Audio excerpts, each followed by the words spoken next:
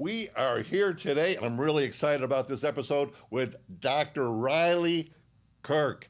She's an author of a book called Reefer Wellness.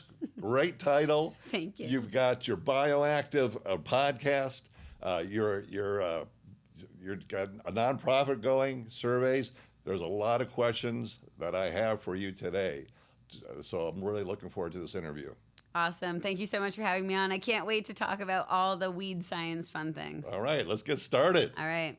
Dr. Kirk, how did you get into this line of work, specifically cannabis, because you could have gone down many different paths? Yeah, so I studied pharmaceutical sciences, specializing in pharmacognosy, which is a really big word that just means studying natural products and natural medicine. In graduate school, I studied tons of different medicinal plants, but I never really thought that I could study cannabis. I was just a stoner who happened to study other medicinal plants. And it wasn't actually till the end of graduate school when the school released a cannabis science program and they needed a teaching assistant. Which school is this? This is the University of Rhode Island. Okay. Yeah, so they're known for their natural products, and they released a cannabis science program. They needed a teaching assistant, and I didn't even have to apply. Everyone's like, oh, Riley will do it.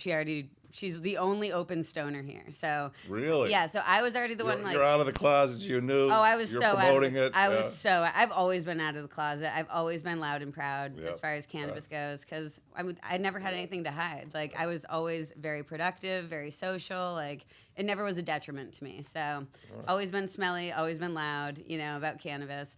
So I started teaching this course, or helping teach it, and I was making videos for it, teaching people about how cannabis works in the body, the chemistry, all this stuff. And then I was like, you know what? Why are we charging $7,000 for this? Every stoner in the world should have information about how cannabis works in the body and about how to use this medicine. There's a lack of information out there about our cannabis industry and academia and the science and consumerism of it coming together. Like one of the biggest things is education. I think a lot of folks, and we've had this big pushback, against federal legalization. I believe that if people understood more, well, actually it's the politicians that have to understand. And the problem is it's negative funding.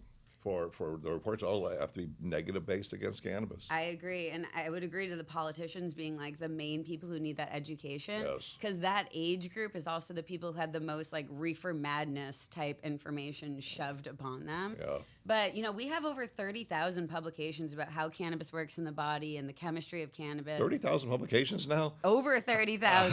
How do you keep up with all that? It's so hard. Like I try to keep up with it just from the cultivation side. Things are changing so quick. There's under canopy lighting, and which is great. It's an evolving industry. I will say you can sign up for notifications on PubMed. So when with certain words, so like cannabis cultivation. So if something's published, you can get that information, and you can utilize AI to make it more simple to understand and break down if you want it in like podcast form. AI can do that for you. AI is an amazing thing. Oh, it's amazing. We use it a lot here. Oh, it's amazing. But anyway, after I started making videos for that course. Yes. TikTok was kind of big at the time, and I'm like, I'm going to just hit record and see what happens. So I hit record. I started making videos about how cannabis works in the body, and they immediately blew up. I like the way that you handle your favorite herb. You go like this. That's so clever. Trying. Because that's a really great workaround. And I've heard lately, you said you could say the word weed. Yeah. And they're letting that go by. Sometimes. I mean, my Instagram, I'm not allowed to be shown to non-followers because it's dangerous. Oh, but, shadow ban. Once in a while you get through that and you can reach the masses. But either way, I like to put the information out there. So if people are looking for it, they might stumble upon it. Right. But TikTok used to be like you could say anything you wanted on TikTok.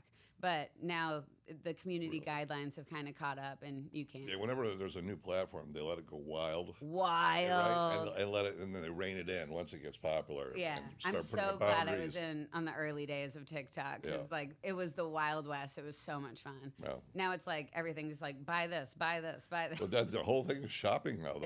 It's a big, huge thing. Yeah, but there's still a place for education. I follow a lot of other educators in and out of the weed space, and people are still trying. All right, let's talk about weird brains, neurodivergency in folks, like attention deficit disorder, dyslexia, a few of those things, autism. So Yeah, so being neurodivergent is a umbrella term. So as you're saying, it doesn't just mean one thing. We often think of it as like just autism or just ADHD, but it's many different things. It's OCD, it's even things like schizophrenia, which So, yeah, in our industry, exactly. do you find a higher propensity of neurodivergence? Oh my gosh, yes. And it had never been talked about before about like how many weird people are in the cannabis industry. Oh, And no. if you go to any event, Unique individuals. yeah. We think weird is a Weird, good word. it is. So Fun I just word. want to put that out there Yeah. too. I'm not saying weird in a bad way. Like I'm weird too. Like just weird people.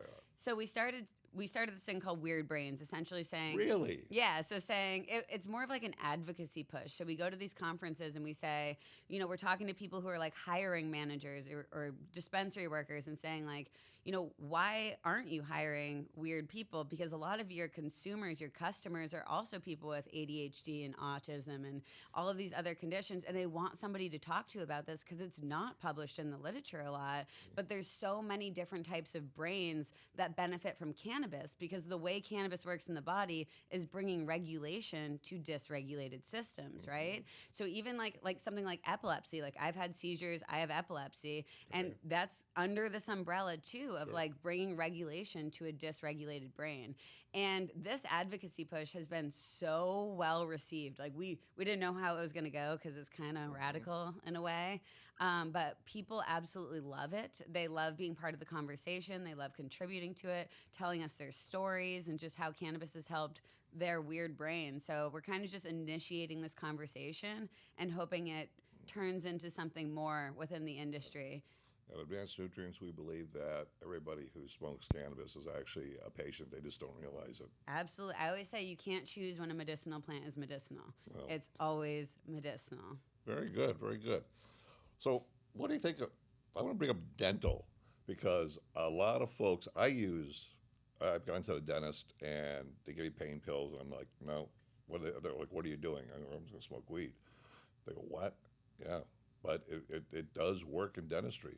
It really does. It does work, yeah. And I wonder if someday we could have, like, instead of, like, the laughing gas, have, like, something where you can just, like, inhale cannabis as a pain medication in that way. But I also know that there are dentists who are formulating products like mouthwashes and toothpaste and stuff like that to actually heal issues within the mouth because so it actually heals yeah, issues. well, depending on the formulation, like if you have CBG and CBD, a lot of gum conditions are inflammatory, right? Like they're inflamed gums, it's inflamed tissues in the mouth. That's right. So if you can rinse your mouth with these active compounds and they can kind of get into those crevices, it can be healing in that way. About 6 months ago, I was in Kiev talking to the deputy health minister there, and one of the things was they had on their list was pills, dental paste, and tinctures. And I was trying to, I wanted them to get sleep onto the list of ailments because of PTSD in the soldiers. Absolutely. But I was always wondering, like, why dental paste? But it makes sense. It does make sense. And there's a lot of pain in the mouth, too, that's like really hard to heal. So, yeah, I think there's definitely a place for that. And we brush and floss and use mouthwash twice a day, every day, right? Like that's a great opportunity to medicate that part of your mouth that can already be incorporated into your routine. Yeah. What about a lot of people get anxiety when they smoke weed? I remember I used to when I first started smoking cannabis. Well, I've been smoking for a while, and I go through this little paranoid phase, and my buddy goes, "Listen." He goes, what I'm about to tell you is going to sound like bullshit, but it's actually true. And I go, okay, well, what do I have to do? He goes, you need to smoke more weed.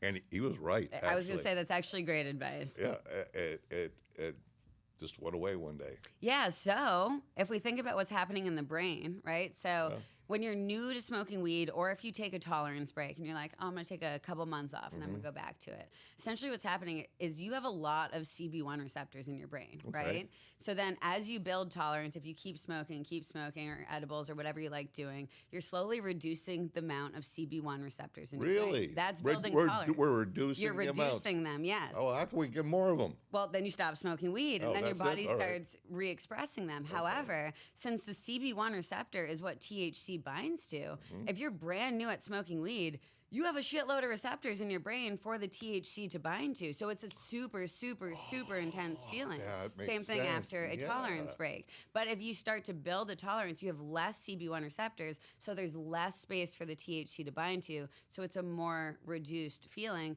and you're also used to the feeling, right? You're used to it. Your body like knows what to expect, especially if you've been smoking the same strain for a long time. You're like, okay, I can predict this effect that's about to happen. But if you're new, you don't know what's about to happen, and you have a ton of receptors in your brain to just be activated and just like boom. Same thing, you just mentioned PTSD. Yeah. There's a study that says that people with PTSD have more CB1 receptors in the brain. Why the heck is that? I don't know like the pathophysiology of it, but they benefit from building a tolerance because it can bring back down those levels of CB1 receptors and make their body feel more regulated. So we always think of tolerance as this bad thing, like, oh, I have a really high tolerance, you know, I need to take a tolerance break.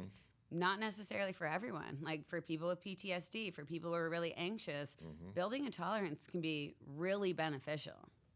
Do you think the way, let's talk about smokability and the different things that are converted, and when we talked about anxiety and how people feel, how are the different methodologies, what does it do, what does it convert to in your body, and what can people expect and what should they know about? This is such an important topic because I think people just think of like weed is weed is weed. If you're like just doing weed, it all feels the same.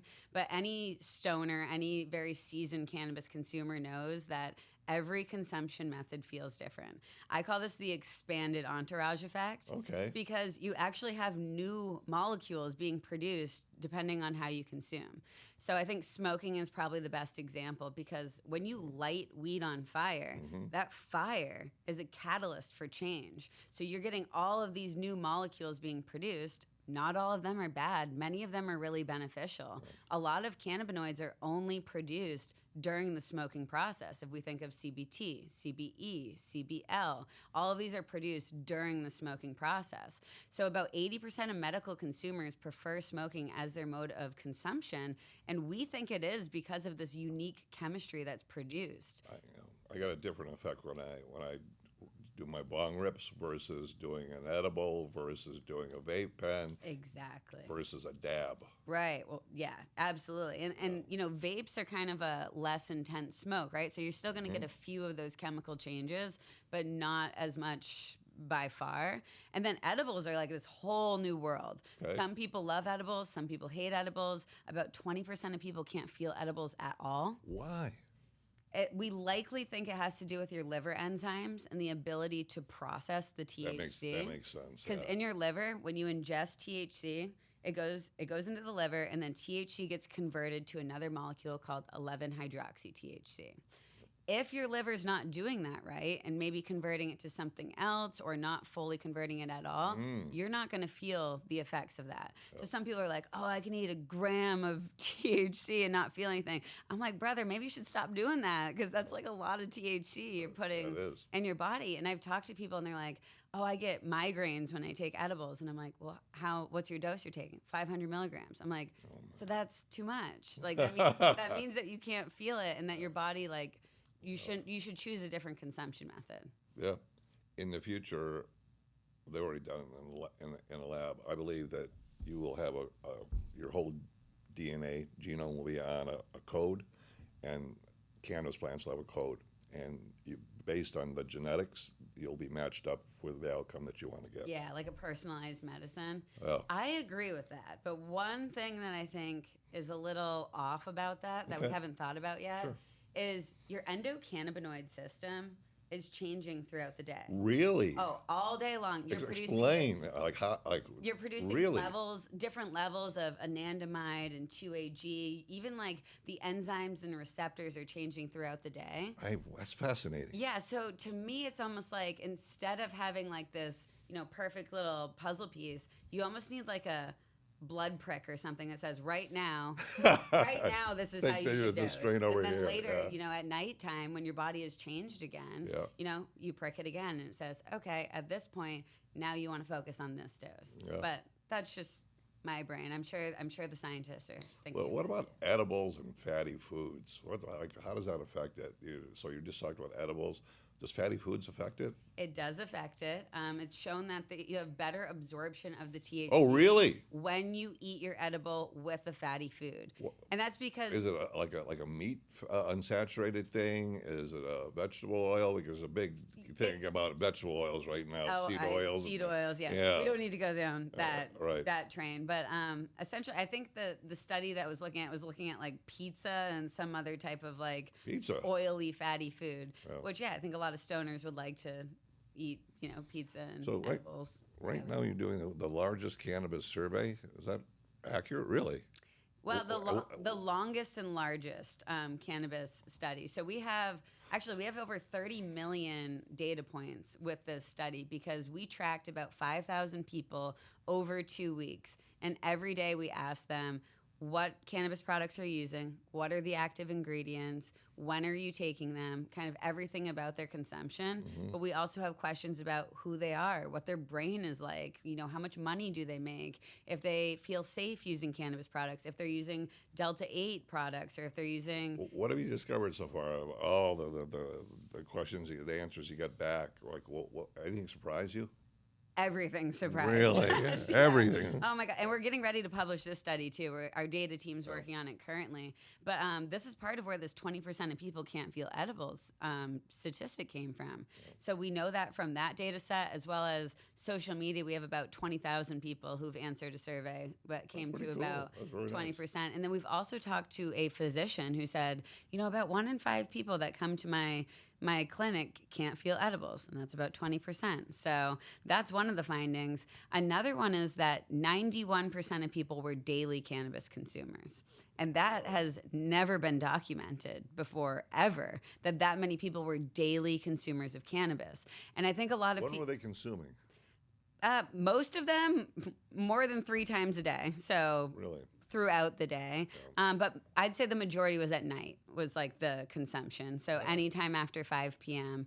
So I think that's really interesting because we often think of cannabis as just this, recreational drug that people are just using to, relax at the end of the night. Yeah. But what we're finding is people are almost using it as a pharmaceutical, as something to just benefit their every single day life, to bring a new steady state to their brain and their body. They're using it as medicine, which we know in this industry, but that's never been published before, that people are using this as a daily medicine, not just a thing to have fun on the weekends with their friends and like smoke weed and go on a boat. Like this is people's medicine. And we also see a reduction in pharmaceuticals. We see a reduction in addictive substances like alcohol and these other opioids, tobacco products. We see a reduction in all of them with daily consumers. So you talked about the science of the chemistry. What about the smell? Flavorants, flavonoids. What the heck's going on with all of that? Because everybody thought it was flavonoids, and now you found out that there's flavorants, and then there's these things called endols, and it just goes on and on and on. So tell us, enlighten us about that. Yeah, absolutely. So when we smell weed, I think a lot of people thought it was terpenes and just terpenes, right? Yeah. Terpenes are still the main guider of aroma. They're going to be responsible for like the base smell. Okay. However, new research from Abstracts Tech, who's out of California. They're a great company. Great company, great people. Yeah. Love working with them. They're essentially focusing on all these non-terpene compounds that contribute to smell or aroma. And I think specifically cultivators have known this for a really long time, but we never had any chemistry or language to put behind it. And I think a good example is the skunk varieties. Okay. Skunk is not a terpene. There's no terpene that smells skunky. Well, what makes it smell like skunk then? It's sulfur and the molecule. Same with like hard-boiled eggs or like that type of smell. It's sulfur-containing compounds smell like smoke. Skunk, not smoke. Yeah. So that's like part of what kind of initiated all this research is the skunk and saying, okay, that's not a terpene, it's something else. Yep. But it's also like the really, really almost like sunscreen, tropical, those types of smells. That's also not due to terpenes. That's also due to these other flavorants, which are the non-terpene compounds. But as you're talking about as well, these indole, scatol. Yeah. Scatol is literally what makes human poop smell like human poop, right? We're all like, ew, that's disgusting. We like the gas smell. Like, But we're weird brains. Huh? Exactly. And like the amount that the compound scatol is actually in weed, it's like at 0.0001%, right? So it's in such a small amount that it doesn't really smell like straight up poop. It's more of just like this interesting, rich smell that humans are just... Is it like an earthy kind of smell or no? It is earthy, but it is a little poopy. People call them poopines, which I think is hilarious. That's funny. Yeah, so there's kind of just this new suite of aromas that we never had words for, but you're talking about chem too. Like there's a lot of chemicals in the plant that literally smell like straight up solvents, like chemicals, but they're naturally produced by the plant. So now when we have this whole spectrum of aroma, we're able to actually put certain flavorants as part of them. Will they ever be part of like a COA? I don't know. But I think they might be part of like pheno hunting in the future. Well, yeah, they will. Where, specific labs, we might be opening one, maybe testing for these compounds in the future to help cultivators, to help geneticists, kind of guide them in the direction. Well, they'll definitely need that information. Exactly. And then you can market it and say, this is the skunkiest strain in Massachusetts. This is, whatever it is, just using it as a way of like guiding consumers and saying, hey, if you like skunk, this one is certifiably skunky, What do you think about this whole, what do we call it, the hemp THCA side of the marketplace, CBD being converted to all these different analogs? So I'm actually a fan of the THCA end of things because that's still the plant. That's natural. That's a plant. plant. That's still the plant. I'm always on the plant side. Like that's Okay. where I stand as a scientist. Okay. I love the accessibility of the THCA market, especially if we're already testing for similar things that we're testing for in the regulated market. I think it's awesome. Let's ship it to everyone. Let's do it. It's awesome. But the converted compounds, so the Delta 8, the Delta 10, HHC. What do they do to the brain differently than God only knows? We don't know. You're basically just a guinea pig. Yeah, we're just doing a lab experiment and going, oh, it gets you high, send it out. There's no regulation. So I think there can be a space for it, but we really need to make sure it's safe for people because, that if it goes wrong, that's putting a bad name on weed because people think that's weed. Yeah. So we need to be careful there because messing up that industry could mess up the whole industry. So I'm just saying we should take a little bit more caution with the converted hemp market and just make sure products are safe. I mean, a paper came out in the past couple of years that was showing these products that were analyzed and like ideally if you're converting something from CBD to something else, it should be a pure product. So if you're looking at the lab results, it should be just one compound. Mm-hmm. But this was like 20 compounds.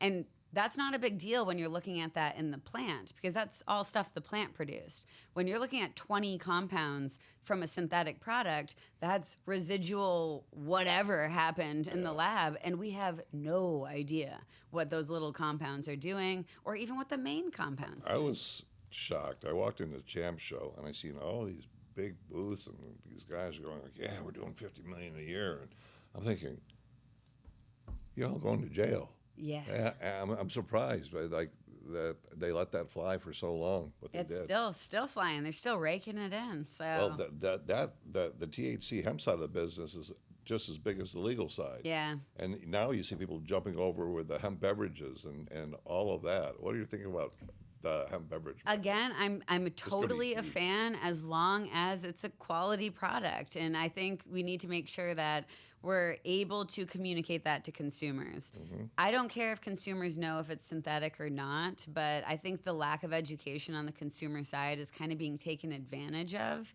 which is where, again, as a scientist and an educator, I'm like, I don't know how I feel about that. But again, with accessibility, it's reducing people's alcohol consumption. I think that's amazing, having something else to crack open at a party that's not an alcohol beverage. Like, I don't drink, so I think that's like a great thing to do. Just want to make sure that and I've had quality beverages. Like, I love them. I love a lot of them. Okay. And we actually have a study going on right now with these beverages to look at things like alcohol reduction and harm reduction with using these beverages. Well, you're going to see a lot of Anheuser-Busch has got a cannabis division now, and they're coming. Pabst Blue Ribbon, they got their thing out there already. I mean, it's smart of them. They know alcohol consumption is going down, cannabis consumption is going up. So what makes for great quality cannabis? Like, how do you judge great quality cannabis? Oh, there's so much to this. Okay. Yeah, so, I mean, we don't have an answer yet, but essentially, our Science of Smokability is a way for us to use a scientific method to analyze quality cannabis. From a personal perspective, you know, I think there's many things that go into it, but for me to analyze it, I will need to actually roll it up and smoke it and be able to tell quality from there. I can't just look at it. I can't smoke a pre-roll. I have no idea what's in there, you know? So with Science of Smokability, it's a multi-phase, multi-year study. So we just finished phase 1 of this, and we were just looking at water activity. We're looking at the dry and cure and how people are... Really, drying and curing. What are you, any secrets that you found out that you can tell the cultivators out there about drying and curing and preservation of terpenes and cannabinoids and all that? So... Absolutely. And I think many of the cultivators will be happy with some of the results because it might be already what they're doing. A lot of people might know that, like, legal cannabis is usually really, really dry. Like, you kind of look at it the wrong way and it falls apart. It's just like crusty and right? It's just not very moisture rich. But some people are drying and curing around these water activity levels of 0.65. This number is really important because at this level and lower, microbes cannot grow. They don't have enough water to survive. If you go above that, now your bacteria and your fungi can actually thrive and survive. So they already know these numbers because they don't want moldy weed, right? Correct. So we were looking at 3 different water activities, 0.45, which is really dry, 0.65, which is about the gold standard right now, and 0.85, which is really wet to the point that you probably can't smoke it. Like, it's hard to pull through at that point. And we were looking at 2 different factors. So we were looking at smokability from the consumer perspective. So we actually sent out pre-rolls to people that were dried and cured at this water activity. And then we had a smoking machine, which is really cool. It's like a little, almost like toaster oven size machine that you put pre-rolls into and you light it and it smokes it at a certain rate. I've seen those. Yeah, it's really, really cool. It's a really fun experiment to do. So we were collecting the smoke condensate from that machine to analyze in the lab to look at the chemistry, but also we were doing survey data from people actually smoking the pre-rolls that we sent out. So as I mentioned, some of these cultivators are going to be kind of happy because if you're already aiming for that water activity of 0.65, that seems to be the level where the most terpenes are actually getting through to the consumer. We love to see that, right? But also, you know, ash color is something that our community... Ash color is a big deal. It's a big deal. It's something our community loves to talk about, loves to use as a quality indicator of cannabis, right? Whiter ash, higher quality cannabis. Well, 0.65 did have lighter ash compared to 0.45, which had darker ash. So 0.45, so if you have lower humidity, you're going to have a darker ash. Exactly. And this is just a tiny little part of the picture, right? Because this is just one factor. But next we're going to look at nutrients, which is something I know you care a lot about. Oh, you bet. And we're going to be looking at not just like what the ratio of nutrients is, but also flushing versus not flushing your plants and how that leads to better or worse smokability and if the chemistry changes. And also, the people do a lot of de-leafing and they're doing too much de-leafing. Now think about this. The reason why that plant has those leaves is because they're energy stores that they're going to use to produce bud. So yes, I understand you want to get the light through the canopy, but I've seen some pretty harsh de-leafing out there. I'm going, you're cutting into your yield. Dang, that's great advice. Yeah. Okay. So we work with Dr. Allison Justice. She's the... Oh, I know her. You know her? Say hello to her, please. Oh, I will. I was on the phone with her yesterday because we were doing edits on this paper. Okay. She's amazing. She is. Oh, her facility is so cool, too. They just did this huge renovation. Anyone who's listening, check out the Cannabis Research Coalition. They do amazing work where if you have a new product, say you have a new light, right? And you want to analyze how well it is at growing compared to the standard light. She can run a study for you looking at like yield, looking at genetics, looking at all these different things to tell how well your light works. So she does amazing work in South Carolina. That's right. She's South Carolina. Yeah. I went to her facility. It was really cool. Yeah, I met her at CanMed. She's on one of our panels. Oh, very cool. Yeah. Yeah. That's where all the scientists from around the world get together. It's the brain trust of cannabis. And I'm shocked at how few actual companies go to this. They should be sending their smartest people to this and or just talk. These PhDs will not, they'll use simple English, they'll explain things, and they love to share. Oh, amazing. I know some amazing scientists. We made some hell of deals, like with some rights for gene editing and stuff that we did with different universities. That's great information because you don't hear about like the business side of CanMed a lot, and that's something we're definitely interested in. Is like, every scientist should be going to cannabis scientist should be going there, but also every single cultivator should have their head cultivator there because these guys are wealth and gals are a wealth of knowledge. Yeah, and they just announced the like speaker lineup for this year, right? Yeah, there's some amazing speakers. Yeah, we have a couple panels going there. That's awesome. Yeah. Are you attending? Yeah. Oh, awesome. Yeah, Puerto Rico? Puerto Rico. We've been sponsoring them. We were the original sponsors from them, and when they were at Harvard, was it 8 years ago, 9 years ago? Wow. And we've been supporting them heavily because science reveals the truth. It really does. And like these are also the trusted voices in the space. There's a lot of people who are great at marketing. There's a lot of people who are great at doing all this stuff, but the scientists aren't usually going to lie to you. So it's really important to listen to them and listen to what they're saying and what research is important. And of course, like safety is important too. But what I love about CanMed, it's not just negative stuff. There's a lot of positive stuff there too. Yes. Nothing drives me more insane than going to a cannabis science conference and it all being like this fear mongering. Really? Yeah. And I don't want to drop any names, but I was asked to be part of one recently. Really? And I was looking at the lineup and it was all just like mycotoxins and, all of these like fear-mongering stuff, and I'm like, I don't want my name associated with this because people are going to be. You could be the voice of reason on that panel, though. I could be. I could be the outlier, Yeah, but I do a lot of these things, but it's also on the people organizing it to make sure it's a balance of like talking about the positive science. As I mentioned, we have 30,000 publications on cannabis and the ECS. We need to be talking about them. We need to be educated. We need to talk about science communication and how important that is to reach the masses, to make sure people are educated on this and understand what research is coming out. I think every new politician coming into Washington, there's a super PAC now for cannabis, and they should be giving a half hour, 1 hour, 45-minute presentation on the benefits of cannabis and dispelling the myths, the lies, and the BS.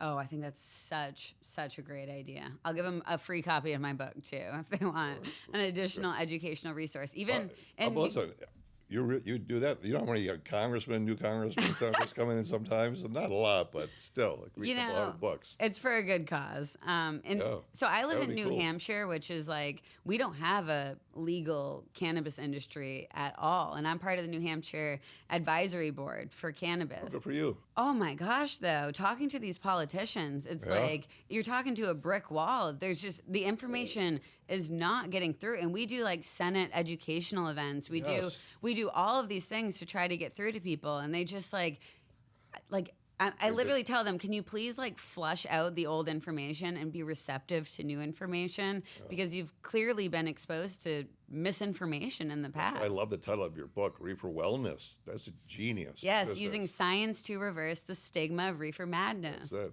it. What about strain-specific endocannabinoid systems? What's happening there? Oh my gosh, there's so much happening here. So this is a really hard thing to research, and this is actually what NAP focuses on in research, is not studying the plant from just a one compound perspective, not just THC, not just CBD. We're looking at the whole plant extract, and we're looking at how that would interact with different brain types. So again, back to neurodiversity. So the chemical diversity in the plant and how the neurodiversity of the human can kind of mesh together and how we can create personalized medicine out of that.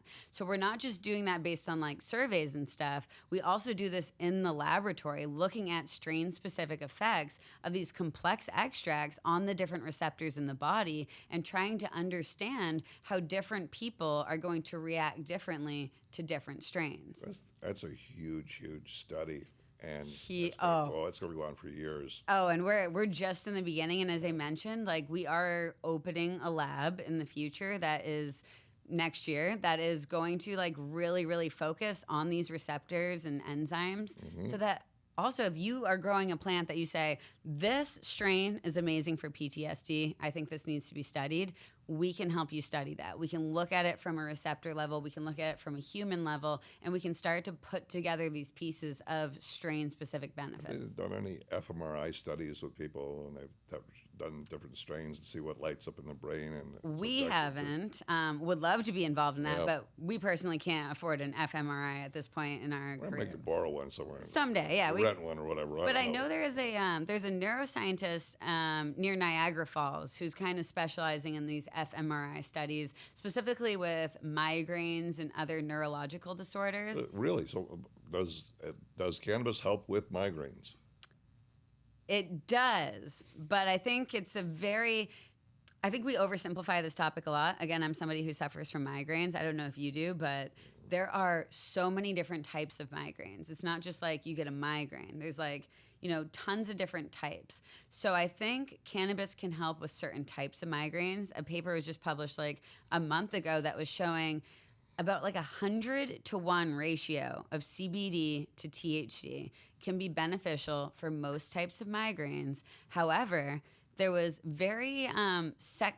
significant sex differences. So they were doing all this research in mice because that's how we have to start with research, right? But the female mice would respond really well to one thing, and then the male mice wouldn't respond at all. It was fascinating. I'm actually having him on my podcast soon to talk about that research because, again, like we don't talk about sex differences a lot, but when we're dealing with the ECS, males versus females have very different ECSs. The ECS is really built on fatty molecules. Women have more fat proportion to their body than males, so there are differences in hormone levels and fat signaling. What about enzymes? Women have a different enzyme structure than men have? In what component? In how they convert THC. I don't know about that. I mean, I'm sure they do, but women are also like kind of taking over the industry as like the main consumers of cannabis, which I recently saw data. And what is it for anxiety? Pain, anxiety, menopause.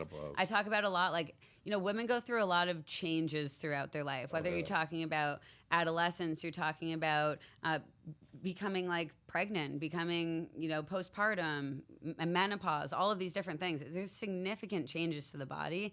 And as I mentioned, like the ECS, the purpose is to bring balance to unregulated or dysregulated systems. So women really do benefit from cannabis a lot.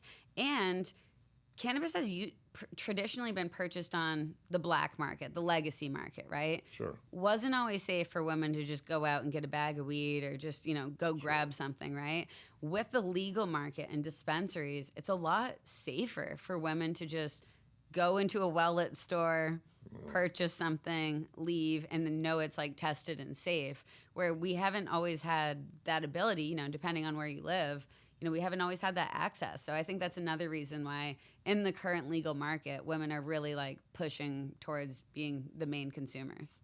Okay, let's talk about cannabis hyperemesis syndrome. Yeah. Do you hear about this a lot? I've a couple times. I'd like to understand more about it. And how does it, all of a sudden one day a person gets sick smoking cannabis? How does that happen? Yeah. What's going on there? Yeah, so you might have heard of it referred to as CHS. That's kind of what it's referred to as a lot. And as you're mentioning, it's people getting really sick from... How sick? They're vomiting like 20 times a day. Like they can't keep food down. The only thing that helps their symptoms is hot showers and maybe like hot pepper cream on their stomach.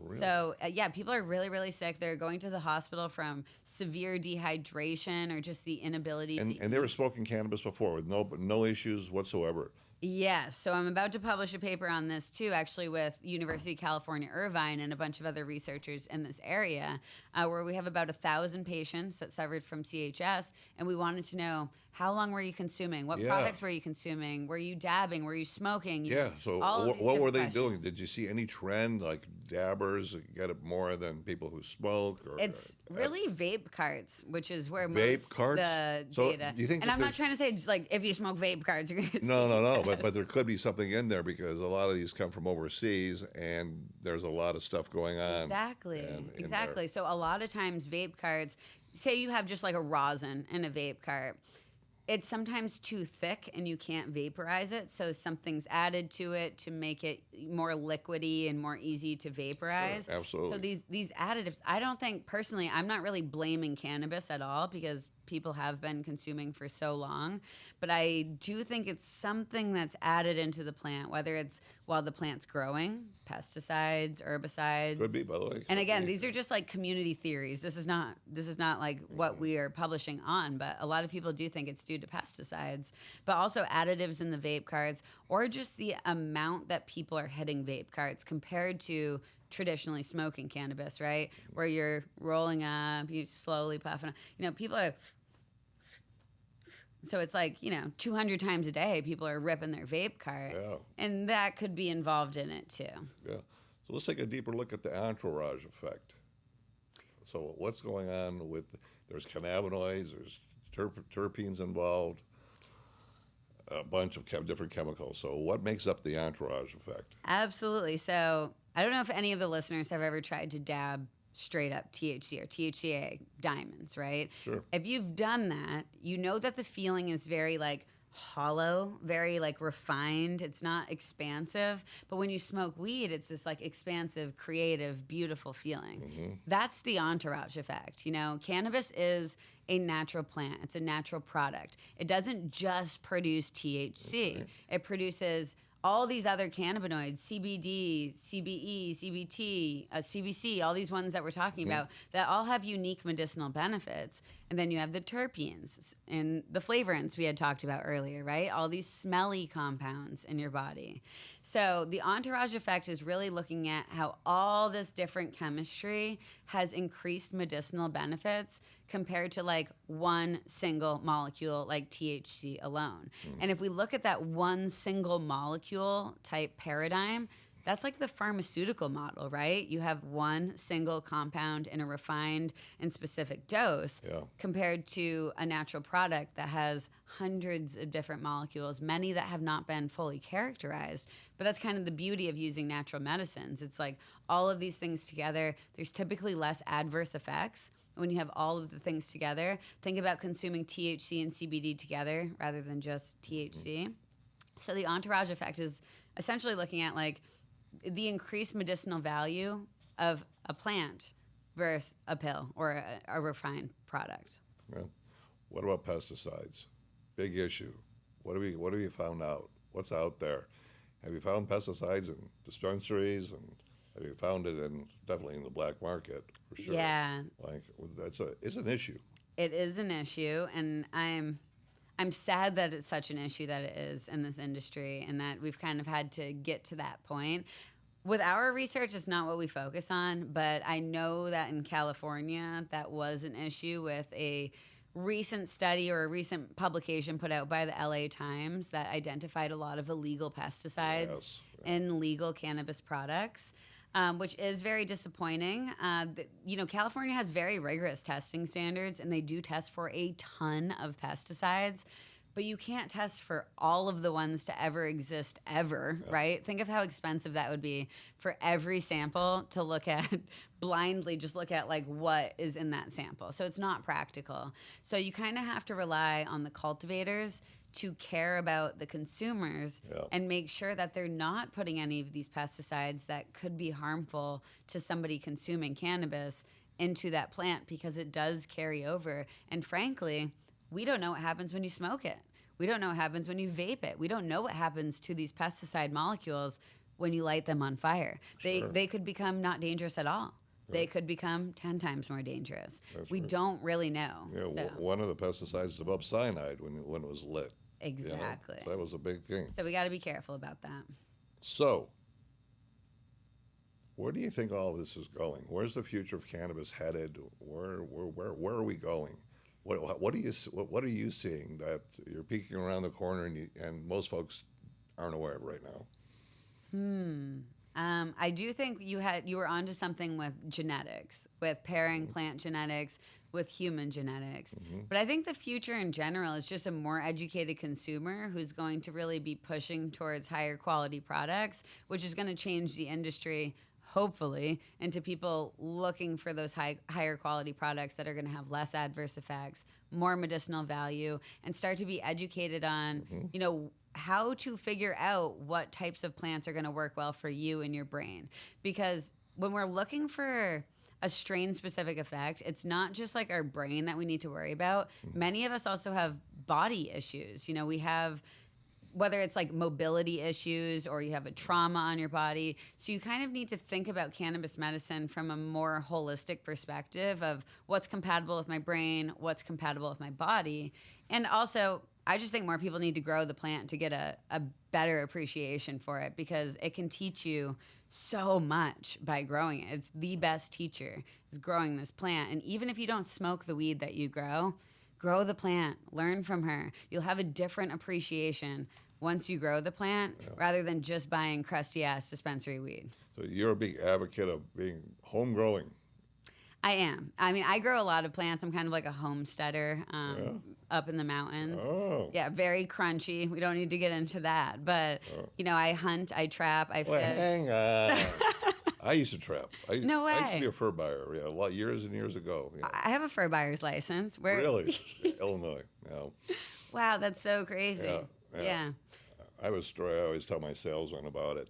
I had a big trap line. I had on a map, and I had another trapper guy, not the trapper kind like we're used to. I know, the trapping in the weed industry. He looked at my line, he goes, how come you don't have any muskrat? They call them rats, right? Yeah. And I go, well, they're only like $6 a piece, $8 a piece. He goes, yeah, but they're dumb and easy to catch. I said, yeah, they are. And he said, look, you're putting out sets for fox and raccoon, which is great. They're the big money. But the muskrats, they're going to pay for your truck payment, your food, your gas money. And he was right. And I started going out, trapping rats, as they say. That is so interesting. What the hell do you trap for up there? Yeah, we mainly target beaver. We're big beaver trappers because we also eat beaver meat as like a huge portion. What does beaver meat taste like? Don't tell me chicken. No, I wasn't gonna. It's actually like a really, really rich beef. Like it is the reddest, darkest meat that you'll ever taste. Is it lean? It is super lean. It's super tasty. It has no everyone says gamey taste. If you know how to prep meat, almost nothing has a gamey taste. Like gamey taste comes from unprepared meat, like meat that's prepared incorrectly. That has excess fat or glands on it. So beaver meat's delicious. We eat typically like the back straps and the back legs, and then we trim all the other meat, and our dog eats that every day. Really? Yeah. And you hunt? Yeah, yep. You got a gun, you got the whole bit? Whole bit, yep. Turkey season's about to start. Month of May is turkey season. And a lot of fishing? Yeah. Well, fishing, we ice fish, and we also fish just in the spring and fall. Are you off the grid type of you really are? Well, my husband's a wildlife biologist, so we have this kind of unique scope of the world where I'm kind of more the medicinal plants and foraging, and he's much more hunting, trapping, fishing, and together we just have like so much fun. And you have a wood burning stove, I guess. Of course, yeah. Of course. Very, very cool lifestyle that you have. It's really nice. And your husband, he's what does he think about this whole cannabis thing?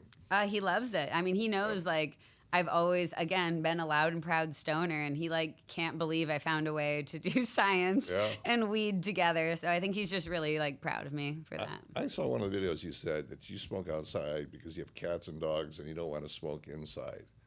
I have a golden retriever. and he hates cannabis. My dog hates weed too. I bring it up to him because he wants to know what I'm doing, and he just turns his head away and walks. That's exactly what my dog will like. It's actually weed and alcohol. If you put it up to him, he just like sniffs and shakes his head. So I'm like, oh, he like really hates the smell of this. Well, so again, I don't think it's like harmful to animals to like smoke around them. Same thing with like secondhand smoke to humans. For cannabis, tobacco smoke is harmful, secondhand smoke. But for cannabis, I don't find it harmful. But if it makes people uncomfortable, if it makes your animal uncomfortable, when I smoke, I just don't do it. The dog will want to start playing ball, and brings me his toys, and it's strange. It's just I don't know if he's getting a contact high or what. I mean, I smoke before I go to bed. I reflect on my day, and I go to sleep. So that's really cool. So it has been great. Been great having you here on the show. You've given just reams and reams of great information. So this your book, Reefer Wellness, is coming out June what? June 10th it comes out. June 10th. And how can people get the book? Yeah, so actually, if you just Google Reefer Wellness, you will be able to find it on Amazon, Barnes & Noble, Target, like all these different websites that's available. It's actually, I'm not trying to like push clout here. I want an autograph for. I will for sure. But it's published through Penguin Random House, which is that's great. It's great, but what's crazy is that's one of the big four. And they have never been really cannabis friendly. Really? Yeah, and they told me that's huge right off the bat. So why? What made them go make that first step? It was actually my TikTok account that really Good for you. It was actually a literary agent found, and then we wrote a proposal, brought it to Penguin, and they really liked the scientific approach. But the book is really, there's tons of science books written about cannabis, right? Yes.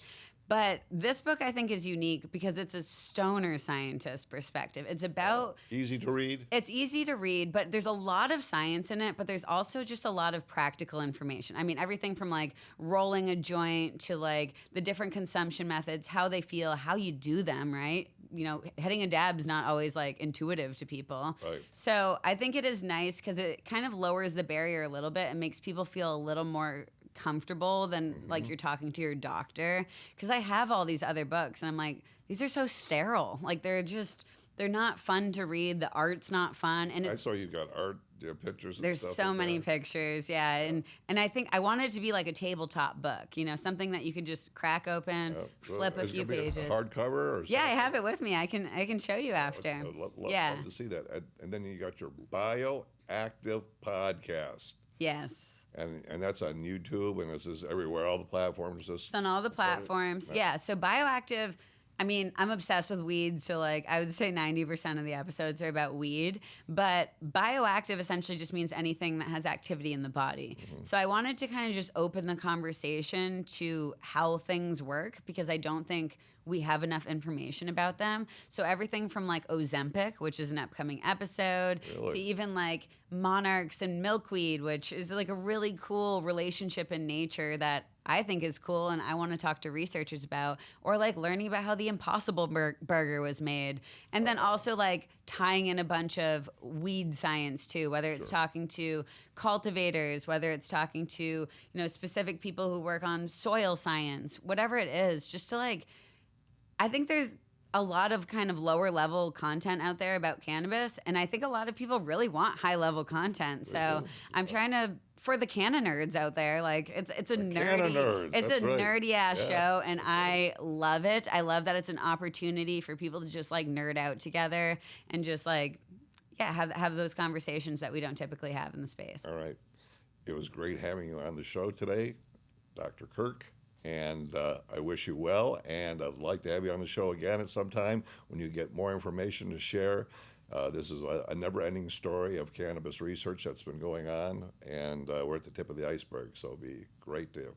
Absolutely. Thank you so much for having me on. This was such a great conversation, and I'd always love to come back on the show. This was great. Thank you. Awesome. Mad love, everyone. One more thing before we go. Here's the book, Reefer Wellness. I want you guys to take a look at this, and this will be available June 10th. June 10th. There you go. It's textured too, so it's fun to touch. It is. It's got a lot of haptic feel there to it.